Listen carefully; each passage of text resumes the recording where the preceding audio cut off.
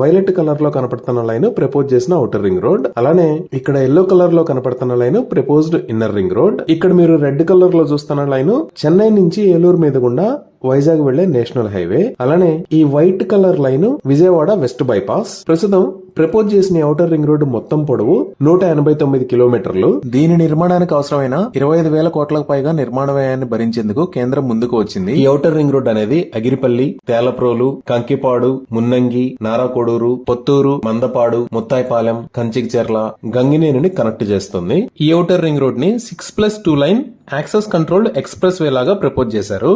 దీని నిర్మాణాన్ని 3 భాగాలుగా అలానే 11 ప్యాకేజీలుగా విభజించారు. మొదటి భాగం కంచికిచెర్ల దగ్గర నుంచి పొత్తూరు దాకా 63 కిలోమీటర్లు. దీనికోసం కృష్ణానది పైన 3 కిలోమీటర్ల పొడవైన వంతెనను కూడా నిర్మించాల్సి వస్తుంది.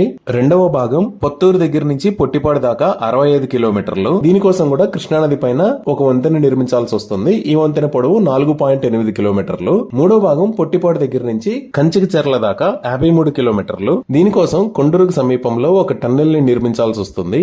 ఈ టన్నెల్ పొడవు 4.4 కిలోమీటర్లు.